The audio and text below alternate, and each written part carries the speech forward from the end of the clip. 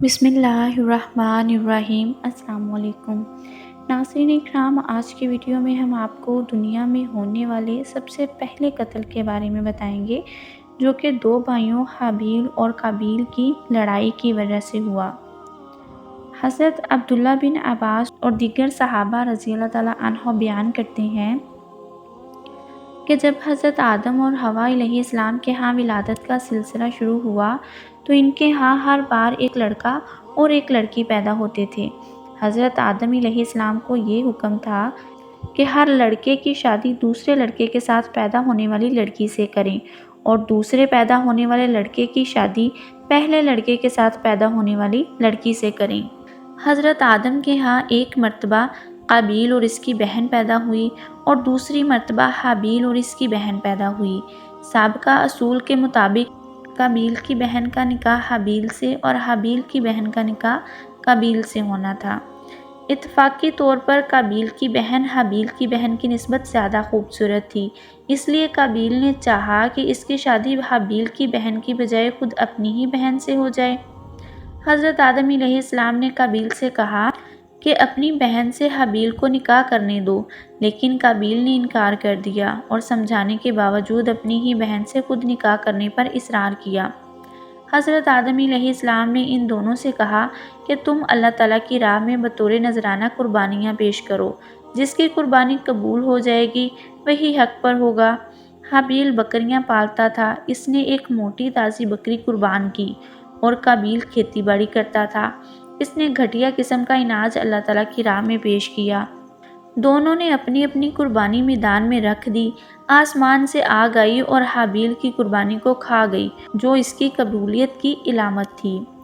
قابیل کی قربانی جب قبول نہ ہوئی تو اسے غصہ آیا اور اس نے اپنے بھائی حابیل کو قتل کر ڈالا۔ جب حابیل قتل ہو گئے تو قابیل نے کھلے آسمان کے نیچے ان کی لاش رکھ دی، اس لیے کہ اسے دفن کرنے کا طریقہ معلوم نہ تھا۔ آخرکار اللہ تعالیٰ نے دو کوے بھیجے، ان میں سے ایک نے دوسرے کو مار دیا، پھر چونچ سے گڑھا کھود کر مردہ کوے کو اس میں ڈال کر اوپر سے مٹی ڈال دی۔ قابیل نے جب اپنی آنکھوں سے یہ ماجرا دیکھا تو شرمندہ ہو کر کہنے لگا، ہائے افسوس، میں اس کوے سے بھی کیا گزرا ہو گیا کہ اپنے بھائی کی لاش دفن کرنے کی تدبیر بھی نہ نکال سکا۔ اسی واقعے کو قرآن پاک کی سورۃ المائدہ کی آیت نمبر 27 تا 31 میں اللہ پاک یوں بیان فرماتے ہیں، اے نبی صلی اللہ علیہ وآلہ وسلم، آپ لوگوں کو آدم علیہ السلام کے دو بیٹوں کا سچا واقعہ بھی سنا دیجئے۔ جب ان دونوں نے اللہ تعالیٰ کے لیے قربانی پیش کی اور ان میں سے ایک کی قربانی تو قبول ہو گئی اور دوسرے کی قبول نہ ہوئی تو وہ کہنے لگا، میں تجھے قتل کر ڈالوں گا۔ پہلے نے کہا، بلا شبہ اللہ تقوی اختیار کرنے والوں کا ہی عمل قبول کرتا ہے۔ اگر تو مجھے قتل کرنے کے لیے اپنا ہاتھ میری طرف بڑھائے گا تو میں تجھے قتل کرنے کے لیے ہرگز اپنے ہاتھ نہ بڑھاؤں گا۔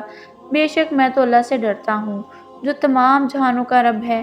میں تو چاہتا ہوں کہ تم اپنے ذمہ اپنا اور میرا بھی گناہ لے لے اور پھر تو دوزخیوں میں شامل ہو جائے۔ ظالموں کا یہی بدلہ ہے۔ آخرکار اس کے برائی کے دعوت دینے والے نفس نے اسے اپنے بھائی کے قتل پر آمادہ کر دیا اور اس نے اسے قتل کر ڈالا، بس وہ نقصان اٹھانے والوں میں سے ہو گیا۔ پھر اللہ نے ایک کوا بھیجا جو زمین کھودنے لگا تاکہ اسے دکھائے کہ وہ اپنے بھائی کی لاش کیسے دفنائے۔ یہ دیکھ کر وہ کہنے لگا، ہائے افسوس، میں اس کوے جیسا بھی نہ ہو سکا کہ اپنے بھائی کی لاش چھپانے کی تدبیر نکال لیتا۔ پھر وہ بڑا ہی پشیمان اور شرمندہ ہو گیا۔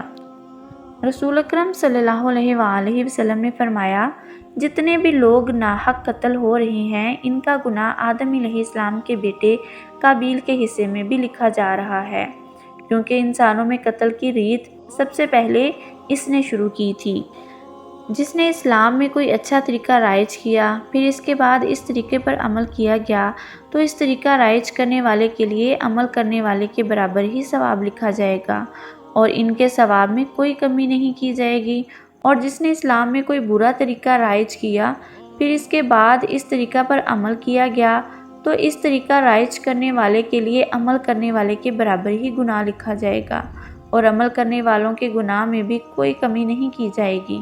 اس لیے ہمیں چاہیے کہ ہمیشہ اچھے اعمال کریں اور دوسروں کو بھی اچھائی کی طرف بلائیں۔ ہمیشہ گناہ سے بچنا چاہیے، اور ایسا گناہ جو گناہ جاریہ بن جائے اور مرنے کے بعد بھی ہمارے لیے عذاب کا باعث بنے، بلکہ ہمیں ایسی نیکیاں کرنی چاہیے جو ہمارے لیے مرنے کے بعد بھی ثواب کا ذریعہ بنے۔ آخر پر دعا ہے کہ اللہ تعالی ہم سب کا حامی و ناصر ہو اور ہمیں نیکی کا راستہ اختیار کرنے کی توفیق عطا فرمائے، آمین۔ مزید ایسی اسلامک واقعات پر مبنی ویڈیوز دیکھنے کے لیے ہمارے ساتھ جڑے رہیے اور ہمارے چینل کو سبسکرائب کر لیں۔ شکریہ۔